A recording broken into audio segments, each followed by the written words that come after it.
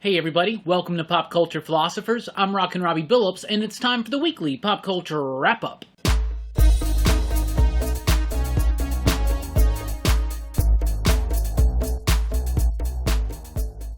That's right everybody, thanks for checking out the video. I am Rockin Robbie Billups. This is the weekly Pop Culture Wrap-Up. It's the show where I go over the week's pop culture news, mostly comic books and movies. Let's get right into it. With some comic book news, Marvel has acquired the rights to Aliens and Predator.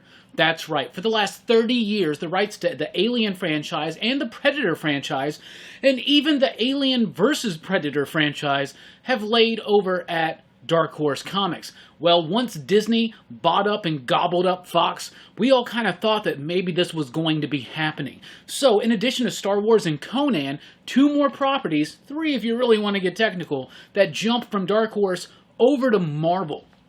I think that's kind of a cool idea. Just like with the Conan, just like with the Star Wars, a new publishing company wanting to make a strong statement that they're able to tell really exciting and great stories with these properties. I think the first batch of stuff that we're going to get could be pretty cool. Now, it all depends on the creators. They do have some teaser images. A lot of people have already speculated the idea that they're going to be doing an Aliens Predator Marvel crossover. I would not put that past them, to be honest with you. But these are two franchises I really like, but in comic book forums, they've been weak at times over the last several years. There are some highlights here and there, but nothing as strong as it was initially back in the early 90s or whatever, when Dark Horse first started doing them.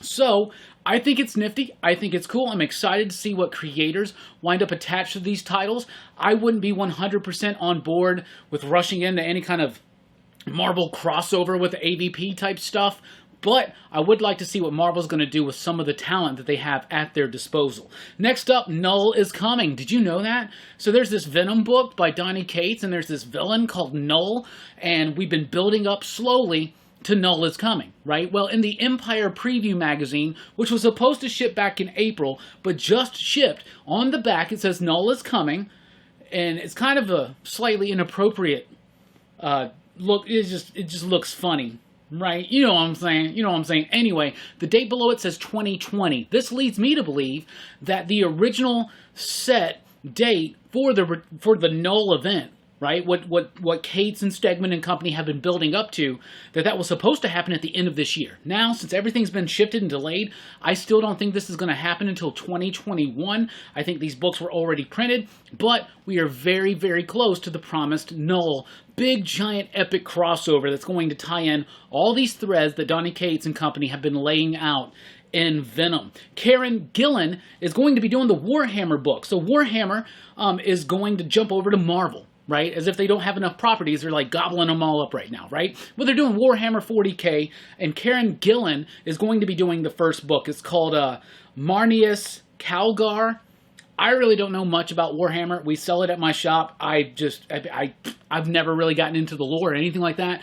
Gillan is apparently a huge fan and was the first name that they thought of when they got the rights. So they approached him, and what he's doing is he's starting it off with this initial series, and then he's picking creators to come in, and he's setting a direction and a tone that they're going to follow. So Warhammer heads, get excited for that. Gillan's a hell of a writer. Scott Lobdell is leaving Red Hood on his own. He made the announcement recently on Instagram. There's been a lot of stuff in the air, a lot of controversy surrounding Scott Lobdell for a while, especially his treatment of possibly some young women trying to come up into the comic book industry. So I think he's kind of stepped back because things have kind of heated up for him a little bit. He's ending his run at issue number 50. I think Scott Lobdell is an okay writer, but I've heard good things about his Red Hood run. I recently just started trying to pick it up, and I was kind of enjoying it. I know a lot of Red Hood fans really like his take on the character, so be warned, his run will end at issue number 50.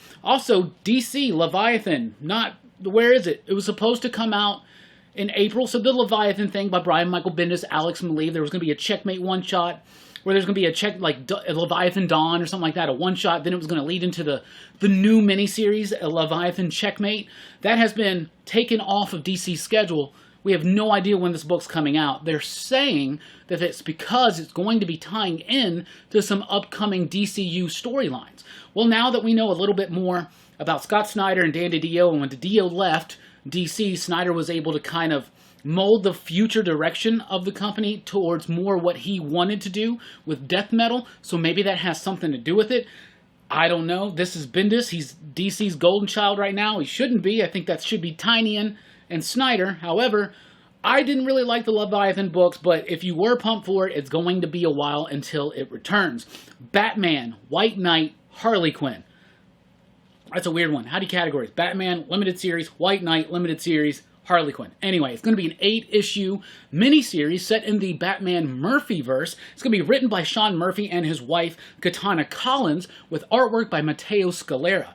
Really, really solid pick for the art right here because he's the artist on Black Science. He's a super cool dude. I got to meet him one time very briefly, but he's a super cool dude and I really like his artwork. We have already known that they're going to extend out the Batman Murphyverse, for lack of a better term, with a series of one-shots or other miniseries focusing on some of the side characters. This has been one of my best versions of Harley Quinn, one of my favorites in forever, to be honest with you. So I'm kind of pumped for this. I like White Knight, and I like Curse of the White Knight, so I'm excited to see this world get explored a little bit more. Transformers Back to the Future, that's right, it's Back to the Future's 35th anniversary, so IDW's doing a Back to the Future Transformers 4-issue miniseries. Not only that, no creative team that I know of has been announced, but the biggest thing is they introduced a new Autobot named Gigawatt. And Gigawatt is a transforming DeLorean time machine. And they're doing a toy of it. I gotta get this. I thought the Ectotron, which was the Ecto-1, as a Transformer was dope. This one's gonna be freaking cool. It's gonna be a Walmart exclusive at first. Only 1,985 copies made. Pre-orders are live right now. But I do believe it's supposed to be released on Hasbro's website after that, right? I don't know. Seth Rogen, Evan Goldberg, production partners, they are going to be teaming up and producing a new Teenage Mutant Ninja Turtles CG animated film. I almost said live action. I mean feature film. A new featured Turtles film done completely in CG, just kind of like the TMNT one, which I thought was one of the strongest Turtles films. Rogen, Goldberg, it's interesting. Every time they get together to do something new, I'm like, well, that doesn't fit with what they would typically do, but it doesn't matter. They usually pump out good content. So I'm very excited about this. No word really on a date or a premise or anything like that, but that's kind of exciting. We're getting a new Turtles movie. It's going to be CG, and I think it's going to harken more back to the original roots of either the comic book or the animated series. I would be cool with either one of those. And Beavis and Butt-Head is going through a reboot. That's right. Comedy Central has gone ahead and committed to 2 seasons of a Beavis and Butt-Head reboot with Mike Judge returning to voice both characters. Now, this is not a continuation of the series from the 90s. That ran 8 seasons on MTV. This is, in fact, a legit reboot, bringing it in to the year 2020 or 2021, whenever it is, a completely new take for a new generation of Beavis and Butt-Head. When I was a kid, Beavis and Butt-Head was the shit. I absolutely loved it. I'm very excited to see what they're going to do and how they're going to tie it and make it a little bit more relevant for today's audience and today's world. Anyway, that's what we got. That's what's coming up. What's coming up here at PCP? Lots of the usual excitement. And of course, Rockin Robbie Live tonight, 7 p.m. Central Time. We'll be taking a look at this upcoming week's new comics. We'll be taking a look at some of this pop culture news. We'll be showing off some really cool Masters of the Universe toys and lots more excitement. Please do join me tonight, 7 p.m. U.S. Central Time, for Rockin Robbie Live. Thank you so much for checking out the video. Please do like, share, and subscribe. And join us over at popculturephilosophers.com for podcasts and a whole lot more. I've been Rockin Robbie Billups. Thanks for rocking with us. Keep on living.